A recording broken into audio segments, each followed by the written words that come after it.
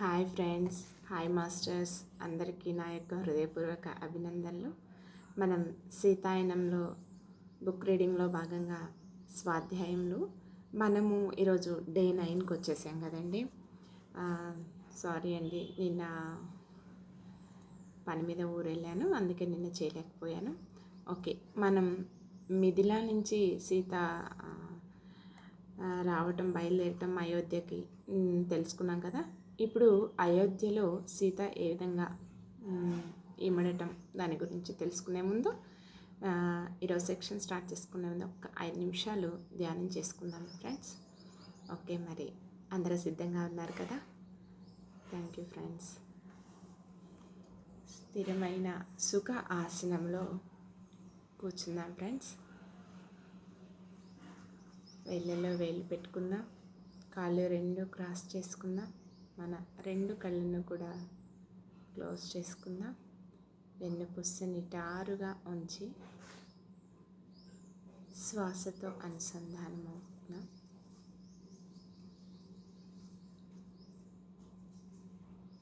దీర్ఘ శ్వాస తీసుకోండి మాస్టర్స్.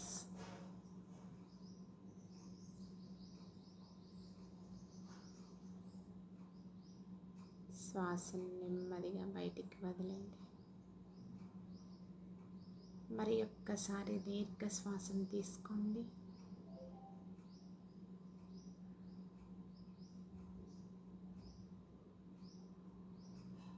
నెమ్మదిగా బయటికి వదిలివేయండి.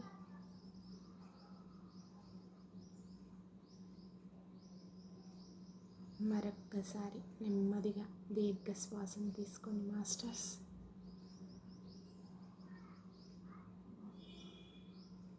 బయటికి వదిలివేయండి. బాడీ అంతా రిలాక్స్ చేసుకున్నాం కదా. సహజంగా జరిగేది శ్వాసను ఎరుకతో గమనిస్తూ శ్వాసతో అనుసంధానమవుతూ లోపలికి అంతరంగంలోనికి ప్రయాణిద్దాం. పెదవులపై చిరునవ్వుతో ఉంటూ మనతో మనం ఉందాం.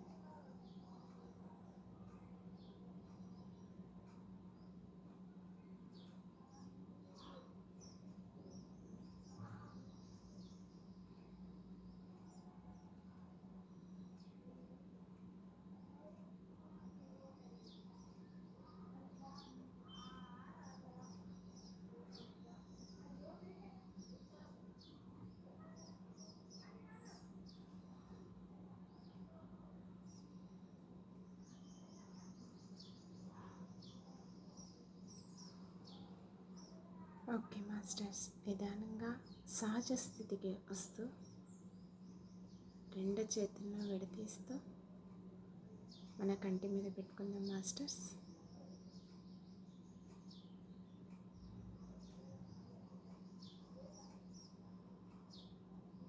ఫైవ్, 4, 3, 2, 1, 0. నిదానంగా చేతుల్ని మన కంటికి ఎదురుగా పెట్టుకొని ఎంతో నెమ్మదిగా కళ్ళని ఓపెన్ చేద్దాం. మరి ధ్యానంలో ఉండేవాళ్ళు వింటూనే ఈ జ్ఞానాన్ని తీసుకోవచ్చు మాస్టర్స్. ఇక మరి ఈరోజు స్టార్ట్ చేసుకుందామా? ఈరోజు మనం తెలుసుకునేది బుక్ రీడింగ్లో అయోధ్యలో ఇమడటం. ఓకే, మరి అయోధ్యలో జీవితం మిథిలలో కంటే భిన్నంగా ఉంటుంది. అయోధ్యలో జీవితం మిథిలలో కంటే భిన్నంగా ఉంటుంది. అక్కడ సర్దుకోవటానికి కొంత సమయం పడుతుంది అని మాత మమ్మల్ని హెచ్చరించింది. అక్కడ ప్రతిదీ పద్ధతి ప్రకారం ఉంటుంది అని చెప్పింది. మనం వారి ఆచారాలను నియమాలను అనుసరించాలి. మిథిలలో లాగా మన ఇష్టం వచ్చినట్లు స్వేచ్ఛగా సంచరించకూడదు. ముందు మనం పరాయి వాళ్ళం, కాలక్రమంలో అది మారుతుంది. మీరు ఒకళ్ళకొకళ్ళు తోడై ఉండి మిథిలను మీ హృదయాలలో స్థిరంగా ఉంచండి.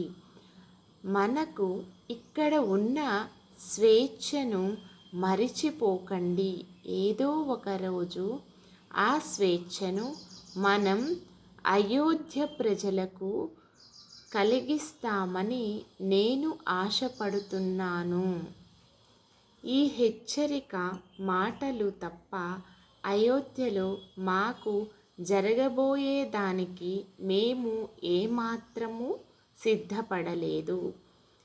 ఆ నగరం మిథిల కంటే చాలా పెద్దది,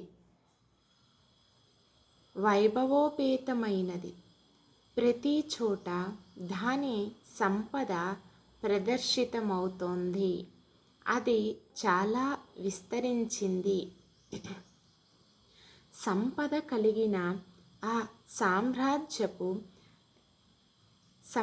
కలిగిన సామ్రాజ్యపు రాజధాని. మా దారి పొడవున సైనికులు నిలబడటం ఆ సామ్రాజ్యపు రక్షణ దళాల స్థాయిని సూచిస్తోంది. అది బహిరంగంగా తెలియపరచటం కంటే ఎక్కువ. రహదారి నుంచి రాజమందిరం వరకు మమ్మల్ని అభినందించిన ఉత్సవాలు వర్ణనాతీతం. రాజమందిరం చేరినప్పుడు దాని పరిమాణం చూసి ఆశ్చర్యపోయాము. నేను మిథిల రాజప్రసాదమే గొప్పది అనుకునేదాన్ని, కానీ అయోధ్యతో పోలిస్తే అసలు అది ఏమీ ఉన్నట్లే. నేను దానిలో దారి ఎట్లా కనుగోగలను? అయోధ్యతో పోలిస్తే అసలు అది ఏమీ లేనట్లే. నేను దానిలో దారిని ఎట్లా కనుక్కోగలనా అనుకున్నాను. కానీ మాకు మందిరంలో తిరిగే స్వేచ్ఛ లేదు. మాకు మందిరం వెనుక గదులు ఇవ్వబడ్డాయి. సీతా నివాసం వరకే మా కదలికలు పరిమితము. మేం చేయవలసింది ఆమె సంరక్షణయే కనుక ఆ ఏర్పాట్లు మాకు బాగానే ఉంది. మిగిలిన పరిచారకులతో కలవటం సాధ్యం కాదు అని మాకు తెలుసు. మేము మాతా యొక్క వస్తువులు సర్దుతూ ఉండగా సోమ నా వైపు తిరిగి, మనం ఇతరుల సమక్షంలో ఉన్నప్పుడు మాతాను పేరుతో పిలవకూడదు, వారు దానిని అమర్యాదగా భావిస్తారు అంది. అయితే మన మాతను ఏమని పిలవాలి మరి అడిగింది ఉష. మనం ఏమని పిలవద్దు. ఇక్కడ పరిచారకులు రాజ కుటుంబం వారిని ఏ విధంగా సంబోధించకపోవటం నేను గమనించాను. మనం ఆమెను రాణి అని సంబోధిద్దాం. మనం ఆమెతో ఏకాంతంగా ఉన్నప్పుడో అడిగిన నేను. మనం ఆమెతో ఏకాంతంగా ఉన్నప్పుడు మిథిలలో ఉన్నట్లు ఉందా? ఇంకొక విషయం కూడా ఉంది. ఇక్కడ పరిచారకులు రాజ కుటుంబపు సమక్షంలో కళ్ళు దించుకొనే ఉండి వారు మాట్లాడిస్తే తప్ప మాట్లాడకపోవటం కూడా నేను గమనించాను. అది కూడా వాళ్లను పేరుతో పిలవరు, సేవక అని మాత్రమే అంటారు అంది బాధపూరిత స్వరంతో. మేము పరస్పరం ముఖాలు చూసుకున్నాం. మనం వారి సమక్షంలో ఎక్కువగా ఉంటామని నేను అనుకోను, కనుక ఇది పెద్ద సమస్య కాకపోవచ్చు. నేను గబగబా అన్నాను. మిథిలా నగరపు ప్రతిష్టను చిన్నపుచ్చే పని ఏమీ చెయ్యకూడదు, మాట్లాడకూడదు. మనం మన జనక మహారాజుకు, సునైనా మాతకు ప్రాతినిధ్యం వహిస్తున్నామని అనుక్షణం జ్ఞాపకం ఉంచుకోవాలి. అనేక ఉత్సవాలతో మాత తీరిక లేకుండా గడుపుతోంది. ఉదయం చాలా పెందలకడనో మధ్యాహ్నం భోజనం తరువాత విశ్రాంతి తీసుకునేటప్పుడు, బాగా రాత్రి అయిన తరువాతో మాత్రమే మాకు ఆమెను చేరే వీలు కలిగేది. పరివార కృత్యాలలో చాలామంది ఉండేవారు కనుక భోజనం అనేది చాలా పెద్ద విషయం. వంటశాలలో కానీ వడ్డించటానికి భోజనం అనేది చాలా పెద్ద విషయం. వంటశాలలో కానీ వడ్డించటానికి కానీ మా అవసరం ఉండేది కాదు. మిథిలలో ప్రతి ఒక్కరము పరిచార కృత్యాలలో అనేక ఉత్సవాలలో సేవ చేసేవాళ్ళం. కానీ ఇక్కడ అయోధ్యలో మా విధులు మాతా ఊర్మిళాల వ్యక్తిగత అవసరాలు చూసుకోవటానికే పరిమితమయ్యాయి. నేను మిథిలలో ఉన్న సాన్నిహిత్యాన్ని కోల్పోయాను. మహారాజు, సునైనా మాత, నాతో పాటు పెరిగిన మిగిలిన పరిచారకులు లేని లోటును భావించాను.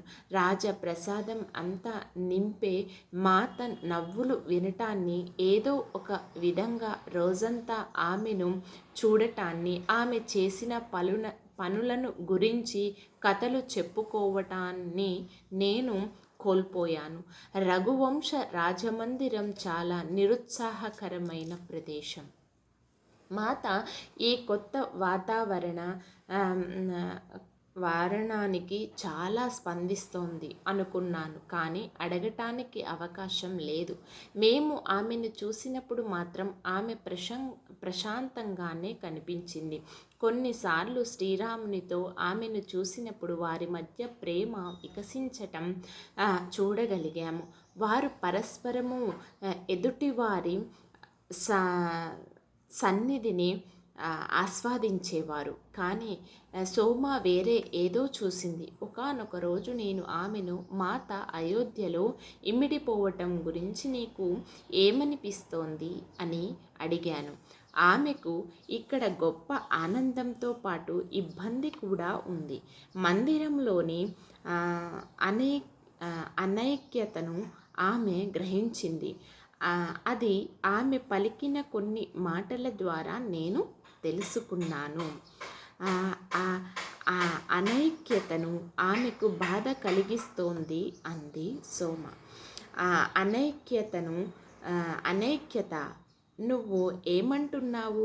దశరథ మహారాజు సీతల మధ్య తక్షణం బంధం ఏర్పడింది. ఆమె పట్ల ఆయనకు గల ప్రేమ అందరికీ తెలిసిందే. అదేవిధంగా రాణులు ముగ్గురు ఆమెపై ప్రేమను కురిపిస్తూ ఉంటారు. ఇంకా ఆమె ఏ అనైక్యత గురించి మాట్లాడుతోంది? నీకేమి అనిపించలేదా మీనాక్షి? ఇక్కడ ఏదో లోపం ఉంది. మిథిలలో ఐక్యత ఉంది. అది జనక మహారాజు తత్వం వల్ల అయి ఉండవచ్చు.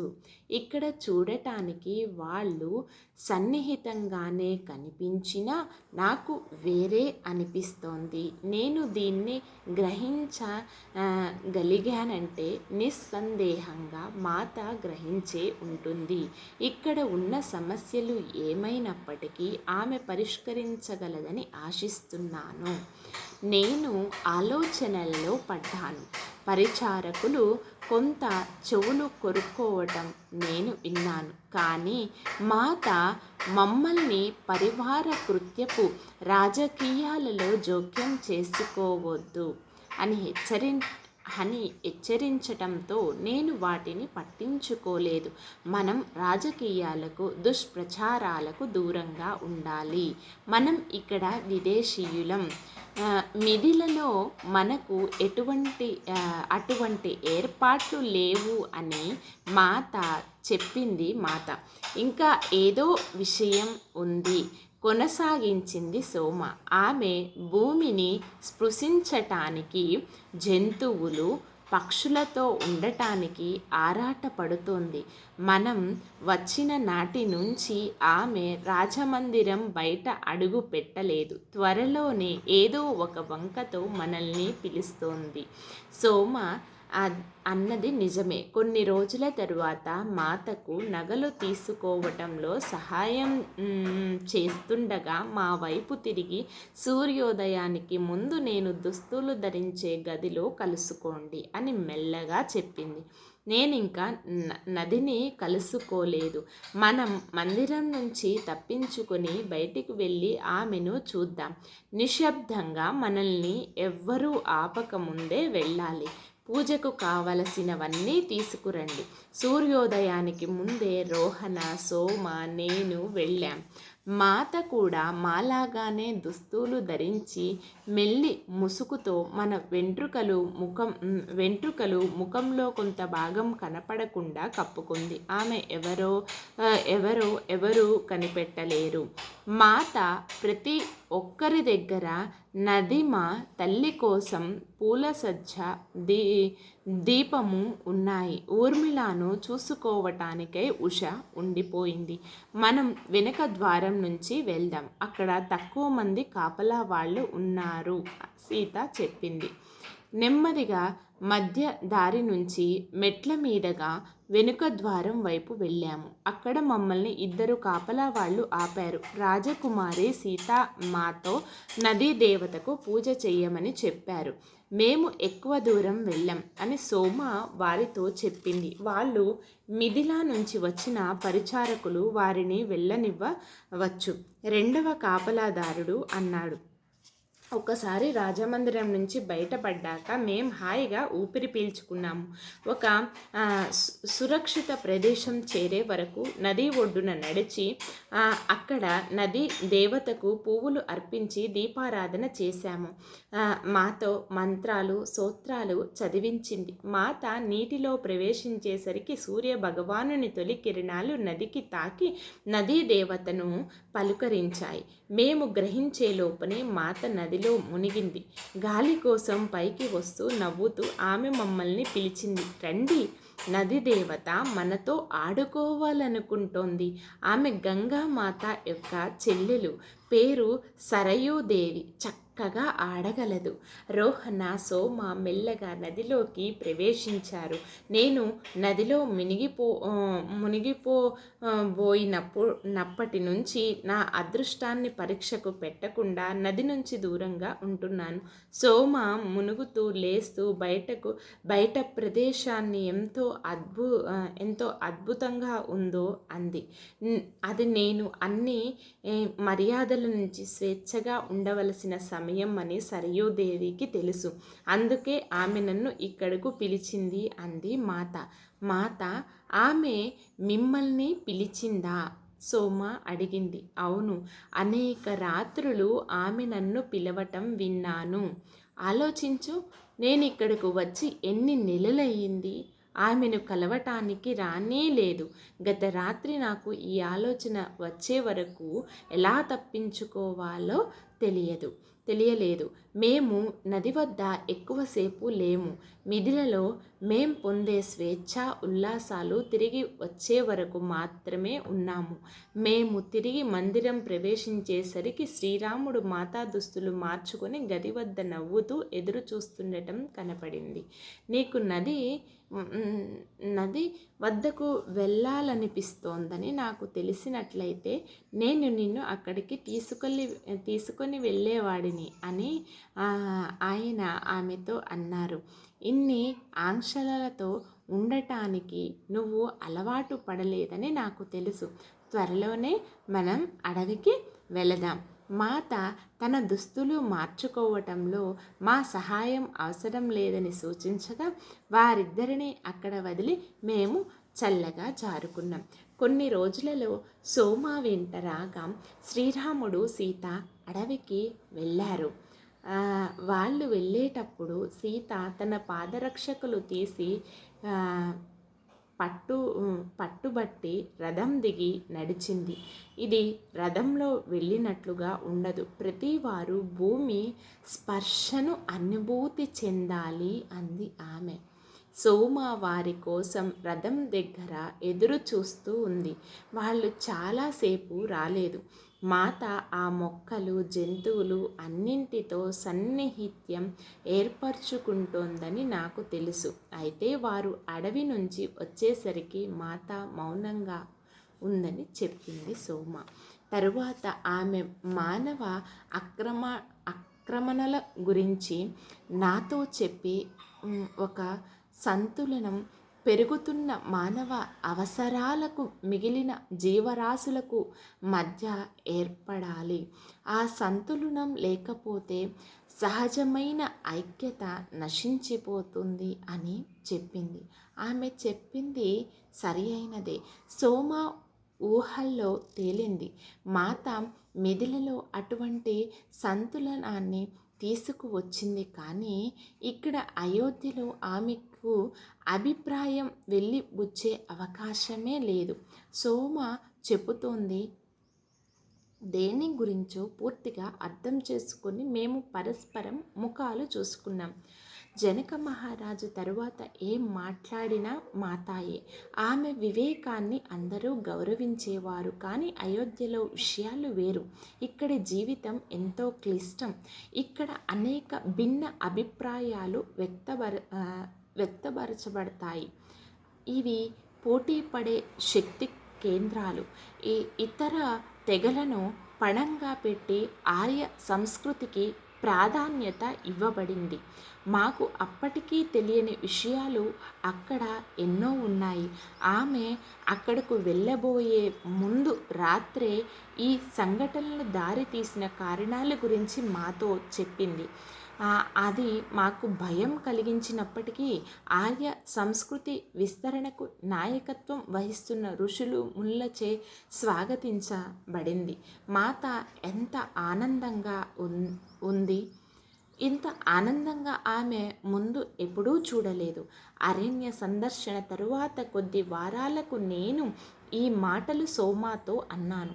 నేను ఒకానొక రోజు ఉదయం మాతకు దుస్తులు ధరించటంలో సహాయం చేసి అప్పుడే వచ్చాను.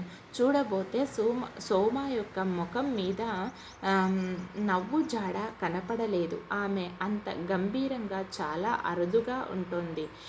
నువ్వు ఒప్పుకోవా అని అడిగాను.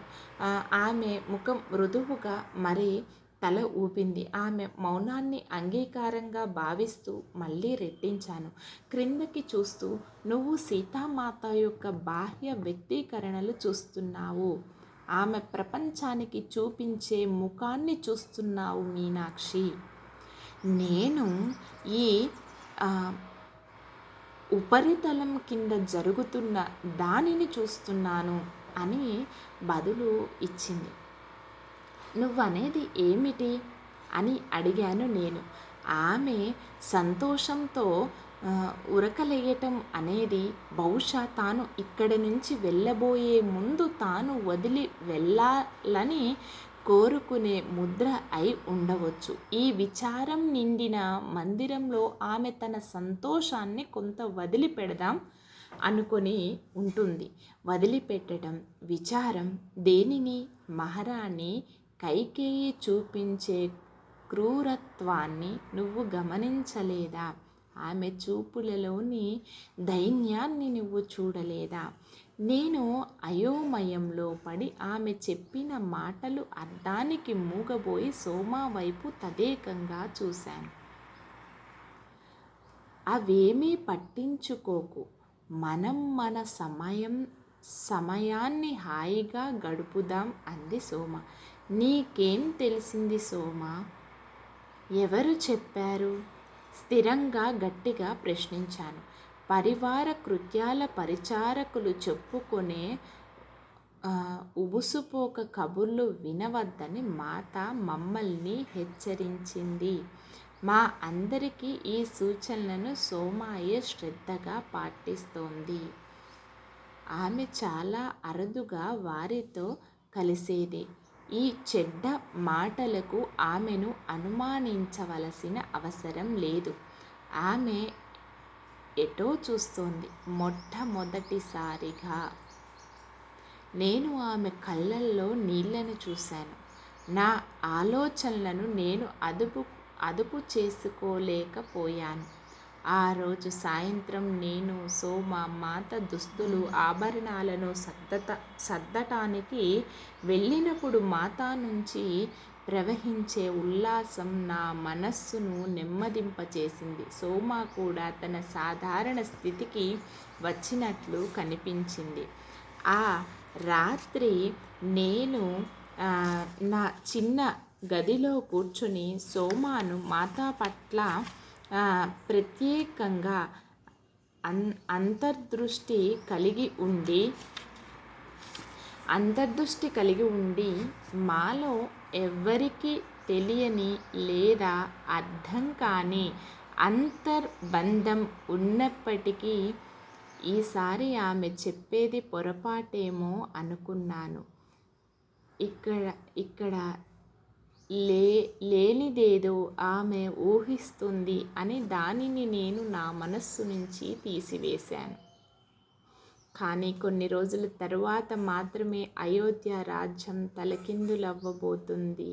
అది కూడా బయట విరోధుల వల్ల కాక లోపల వాళ్ళ వల్లనే అని మాకు తెలిసింది. ఆ రోజులు పూర్తి అనిశ్చితంగా ఉన్నాయి. మహారాజు ఆరోగ్యానికి గురి అయ్యారు. అది గుండెకు చెందిన అనారోగ్యం అని చెప్పారు. ఔషధ వృక్షాలతో మాత ఆయనకు సహాయం చేయటానికి ప్రయత్నించిన ఆయన కోలుకోలేదు. అప్పుడు ఆయన రామునికి పట్టాభిషేకం చేద్దామని నిర్ణయం తీసుకున్నారు. ఆ మంగళదాయకమైన రోజు గడియలు దగ్గర పడుతుండగా హఠాత్తుగా ప్రతిదీ మారిపోయింది. మహారాణి కైకేయి మనస్సును ఆమె సేవకురాలు క్రూరమైన వంచన చేయగలిగిన స్త్రీ మార్చివేసింది. దాంతో మహారాణిలో అసూయ, కోపము నిండిపోయాయి. కొన్ని సంవత్సరాల క్రితం ఒకానొక యుద్ధంలో కైకేయి మహారాజుని రక్షించింది. అప్పుడు ఆయన ఆమె కోరుకున్నప్పుడు 2 వరాలు ఇస్తానని వాగ్దానం చేశారు. ఇప్పుడు ఆవిడ చాలా కాలం క్రితం ఇచ్చిన ఆ వాగ్దానాలను నెరవేర్చమని అడిగింది. తాను తేలికగా వాటిని నెరవేర్చగలను అనుకుంటూ ఆ 2 కోరికలు ఏమిటో చెప్పమని అడిగాడు ఆయన. దానికి ఆవిడ రాముడు పెద్ద కుమారుడైనప్పటికీ అతనికి బదులుగా తన కుమారుడు భరతునికి పట్టాభిషేకం జరపాలని, రాముణ్ణి 14 సంవత్సరాల పాటు రాజ్యము నుంచి బహిష్కరించాలని కోరింది. ఆమె మేము పరిచారకులము. ఈ మార్పు చెందిన సంఘటనల గురించి, వాటి కారణాల గురించి విన్నప్పటికీ మాత మమ్మల్ని పిలిచి చెప్పే వరకు ఆమె అతనితో వెళ్ళపోతోందని తెలియదు. ఆమె మా ముందు నిలబడి రాముడు వనవాసానికి అంగీకరించాడు. మేమిద్దరము విడివిడిగా ఉంటాము కనుక నేను కూడా వెళ్తున్నాను. రాముడు ఎక్కడ ఉంటే సీత అక్కడే, అలాగే సీత ఎక్కడ ఉంటే రాముడు అక్కడే. ఆమె ఈ వార్త మేము గ్రహించేటంత వరకు ఆగింది. మేము నోట మాట రానట్లు ఉండిపోయాం. అసలు మేము ఏమైనా ఉద్వేగాన్ని ప్రదర్శించామో లేదో కూడా మాకు తెలియదు. ఆమె చెప్తున్న మాటలు అర్థం మేము శాంతం గ్రహించలేకపోయాము. ఆమె ఉద్దేశపూర్వకంగా మా వైపు చూస్తూ ఈ రాజ్యానికి గొప్ప విపత్తు రాబోతోంది, దానివల్ల బయట దాడులు సంభవిస్తాయి, రాముడు లేకపోవటాన్ని అవకాశం తీసుకునే వారు ఉంటారు, మేము ఎక్కడ ఉన్నప్పటికీ ఆయన రాజ్యాన్ని రక్షిస్తాడు అన్న విషయంలో నాకు ఏ సందేహము లేదు. కానీ నేను చెయ్యవలసింది కూడా చెయ్యాలి కదా. ఇక్కడ నా బాధ్యతలు పూర్తి చెయ్యటానికి మీ నలుగురు మీద ఆధారపడవలసి ఉంది అని మౌనంగా ఊరుకుంది. అంటే మీరు లేకుండా మేము ఇక్కడ ఉండాలా మాత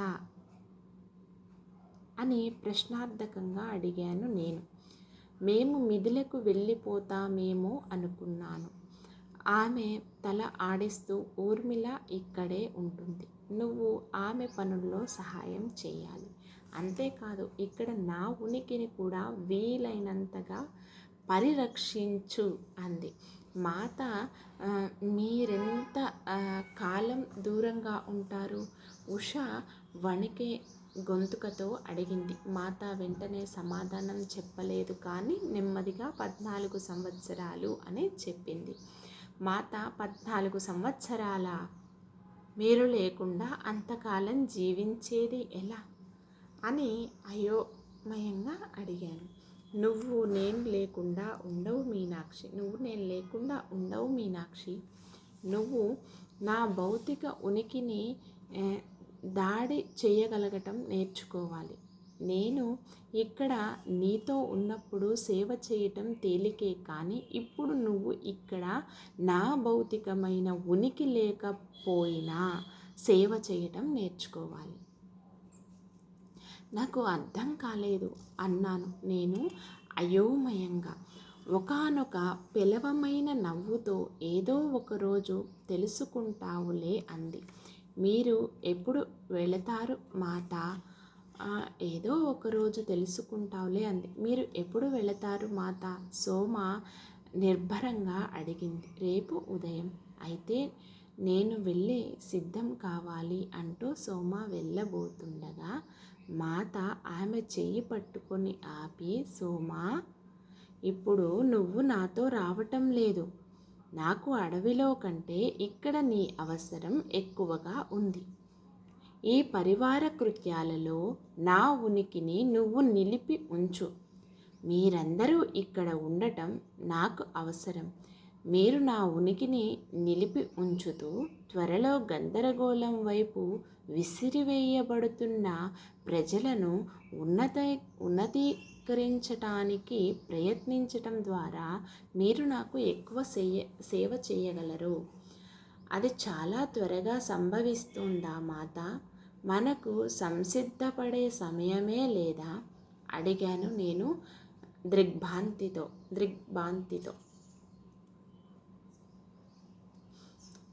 అలా అడగటం వల్ల సిద్ధపడవలసింది ఏమీ లేదు మీనాక్షి. ఏం చెయ్యాలో నేను ఇప్పుడు మీకు చెబుతాను. నాతో రండి. ఆమె మధ్యగది గుండా ఆమె గది బయటకు ఒక విగ్రహం ఉంచిన చోటుకు తీసుకువెళ్ళింది. అక్కడ విగ్రహం ప్రక్కన ఒక పెద్ద పాత్ర ఉంది. ఆమె కళ్ళు మూసుకొని కొన్ని మంత్రాలు చదువుతూ తన చేతిని ఆ పాత్ర మీద ఉంచింది. ఆమె తెరచిన అరచేయి నుంచి పాత్రలోకి జ్వాల ప్రవేశించింది. చాలా గంభీరము, స్థిరము అయిన స్వరముతో నేను ఆ శక్తిని, ఆ జ్వాలను ప్రవేశింపచేశాను. దానిని గమనిస్తూ ఉండండి. నేను లేనప్పుడు దానిని తగ్గిపోనివ్వకండి. మీ ప్రార్థనలు జపాలతో దానిని కొనసాగించండి. ఈ జ్వాల రాజమందిరానికి రక్ష కవచంగా రూపొందుతుంది. మీరు నా పట్ల శ్రద్ధ చూపినట్లే దాని పట్ల జాగ్రత్త వహించి రక్షించండి. నెయ్యి పోయనవసరం లేదు. కేవలం రాత్రి పగలు మంత్రోచ్చారణే చాలు. మేము చదవవలసిన మంత్రాలను మాకు వినిపించింది. నేను ఈ జ్వాలలో ఉంటాను. సరి అయిన సమయంలో దానిని నేను నా చైతన్యంలోనికి రప్పించుకుంటాను. అప్పుడు అది దానంతటా అదే ఆరిపోతుంది. అప్పుడు మాకు రాముడు నేను వెళ్ళిన కార్యం పూర్తయిందని, మేము తిరిగి వస్తున్నామని తెలుస్తోంది. ఈ జ్వాల ద్వారా ఈ రాజ్యములోకి నేను నా ప్రేమను వ్యాపింపచేస్తాను. మీరు మీ ప్రేమ ప్రార్థనలు నాకు పంపగలుగుతారు. మన అందరినీ రక్షించేది ప్రేమయే. మాలో ఎవ్వరమూ మాట్లాడలేదు. ఇప్పటికీ మాత మమ్మల్ని వదిలి వెళుతోంది అన్న విషయం మేము జీర్ణించుకోలేకపోతున్నాం. సోమకు తప్ప మాలో ఎవ్వరికీ ఆమె చెప్పేది అర్థం కాలేదు. అయితే ఆమె మేము అనుసరించవలసిన సూచనను ఇచ్చింది అని తెలిసింది. ఉషా ఆమె కొనసాగించింది. ఊర్మిళను జాగ్రత్తగా చూసుకో. లక్ష్మణుడు పూర్తి చేయవలసిన విషయాల్లో తోడ్పడటానికి ఆమె గాఢ ధ్యాన స్థితిలోనికి వెళుతుంది. ఎప్పుడు ఆమె పక్కనే ఉండు. సోమ రాముడు దగ్గర లేని సమయంలో తీవ్ర వేదనకు గురి అయ్యే కౌసల్యమాత నిలిచి ఉండటానికి నువ్వు నా ప్రేమ వాహకంలా వ్యవహరించు.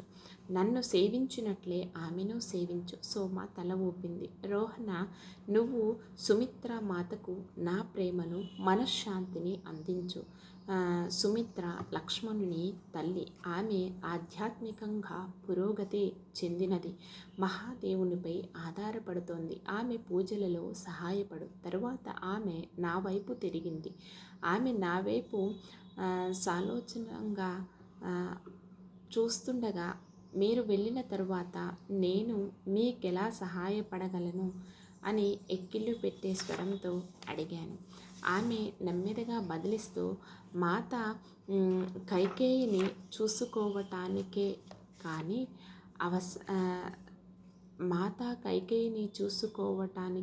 నీ అవసరం ఉంది.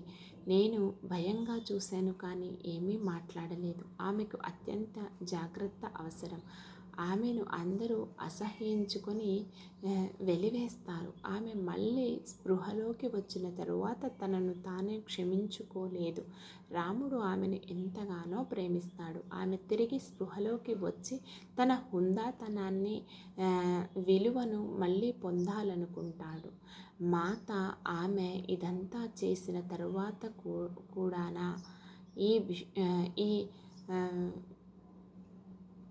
ఈ విషాదాన్ని అంతటికీ కూడా ఆమె కారణం కదా. మాత తల పంకించి అది ఆ విధంగా కనిపిస్తోంది అంటే ఆమె వెళ్ళటానికి ఆమె ఒక ఉపకరణం. అంటే ఆమె మానసిక బలహీనత ఆమెను ఈ విధంగా ఉపయోగించుకోవటాన్ని అనుమతించింది. అందుకని ఆమెను మనం వెలివేయకూడదు. ఆమె మాలో ఒక్కొక్కరిని చూస్తోంది. మనం ఒక గొప్ప ప్రణాళికను పూర్తి చేస్తున్నాం. ప్రతి దురదృష్టం వెనుక ఒకానొక ఆశీర్వాదం దాగి ఉంటుంది. అడవుల గుండా ఈ ప్రయాణం అవసరం. ఆశ్రమాలపై దాడులు జరిగి ధ్వంసం చేయబడతాయి. ఈ బోధనా కేంద్రాలు లేకపోతే రాబోయే యుగాల వారి కోసం పవిత్ర వేదాలు పరిరక్షింపబడవు. ఒక నూతన నాగరికత ఉద్భవించబోతోంది. అది మొగ్గ తొడగటానికి తోడ్పడటంలో మనమందరం మన వంతు కర్తవ్యం నిర్వర్తించాలి. వెళ్ళటానికి ఇంకా కొద్ది గంటల సమయమే ఉంది. ఈలోపు విశ్రాంతి తీసుకోమని చెప్పింది. ఆ రాత్రంతా నాకు నిద్ర పట్టలేదు. పక్కపై పడుకొని మాతా చెప్పిన మాటలు మననం చేసుకోసాగాను. ప్రతి దురదృష్టం వెనుక ఆశీర్వాదం దాగి ఉంటుంది.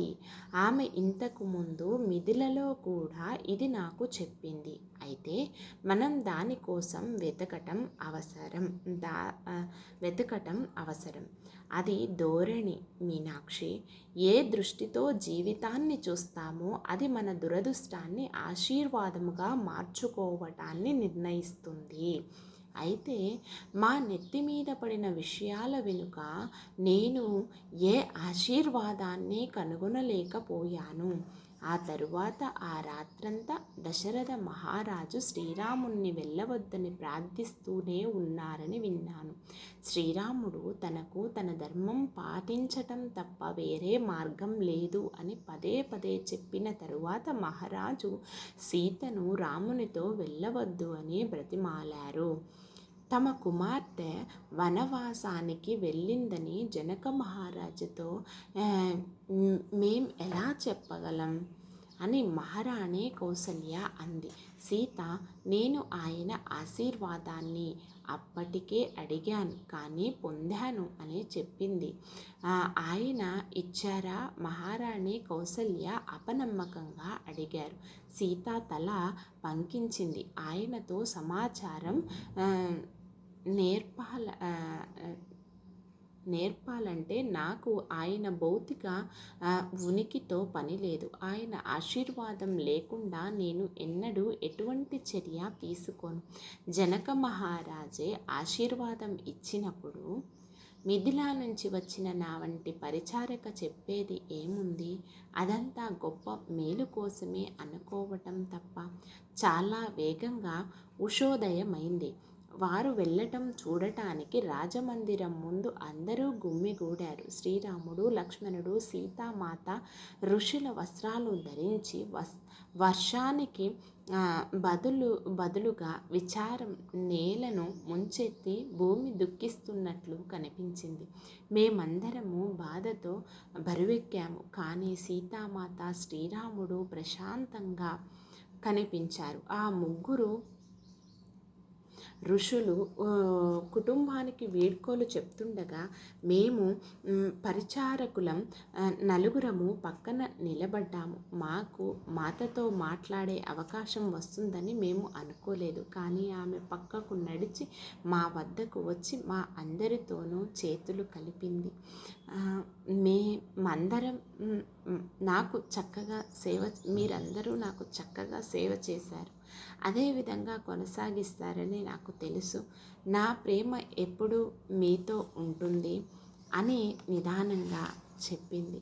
నేను ఆమెను మళ్ళీ చూడలేనేమో, నాకు వయసు అయిపోతుంది, ఆరోగ్యం సరిగ్గా లేదు అన్న ఆలోచన నా మనస్సులో మెదిలింది. 14 సంవత్సరాలంటే నాకు అనంతంగా కనిపించింది. మాత నా వైపు చూసింది.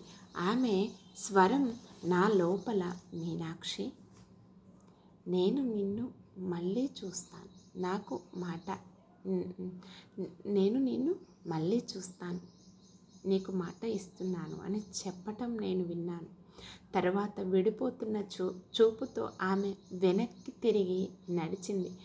చాలామంది ప్రజలు వారిని అనుసరించారు. నేను, ఉషా కూడా నడవబోయాం. కానీ సోమ మా భుజాలపై చేతులు వేసి వెనక్కు లాగి తల అడ్డంగా తిప్పింది. మాత దీనిని ఇష్టపడదు. మనం వెనుకకు, మన విధులలోకి మళ్ళీ పూర్వం వల్లనే కొనసాగిద్దాం అంది. మాత లేకుండానా? విచారంగా అన్నాను. కాదు, మాతతోనే, ఆమె స్థిరంగా బదులు చెప్పింది. మనం ఆమె మాటలు మర్చిపోకూడదు. ఆమె ఉనికిని నిలిపి ఉంచాలి అంటే ఆమె గదిని, దుస్తులను, నగలను, ప్రతి దానిని చక్కగా చూడాలి. ముఖ్యంగా ఆ జ్వాలను. ఇప్పుడు మనం అక్కడకు వెళ్ళి ఆమె బోధించిన మంత్రాలను చదువుదాం. ఆమె ఇంకా ఇక్కడే ఉందని మనం నమ్మి తీరాలి.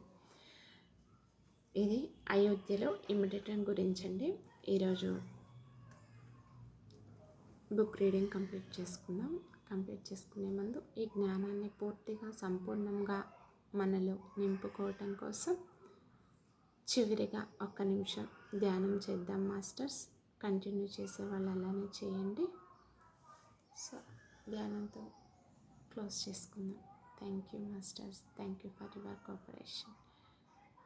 ఓకే మాస్టర్స్, స్థిరమైన సుఖాసనంలో కూర్చొని కళ్ళు మూసుకొని వేళ్ళలోకి వేళ్ళు పెట్టుకొని కాళ్ళు 2 క్రాస్ చేసుకొని సహజంగా జరిగే శ్వాసను గమనిస్తూ శ్వాసతో అనుసంధానం అవుదాం.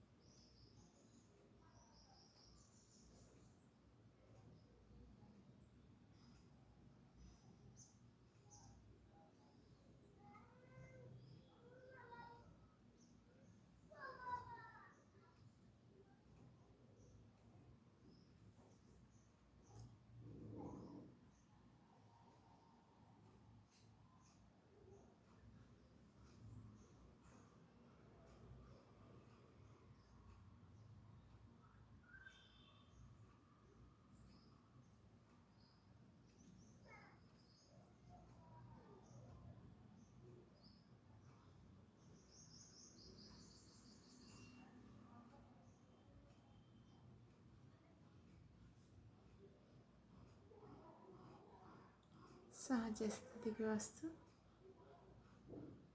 2 చేతులను విడిపిస్తూ మీ కంటి మీద పెట్టుకొని మాస్టర్స్ 5 4 3 2 1 0. మీ 2 చేతుల్ని మీ కంటికి ఎదురుగా పెట్టుకొని ఎంతో నెమ్మదిగా కళ్ళను ఓపెన్ చేస్తూ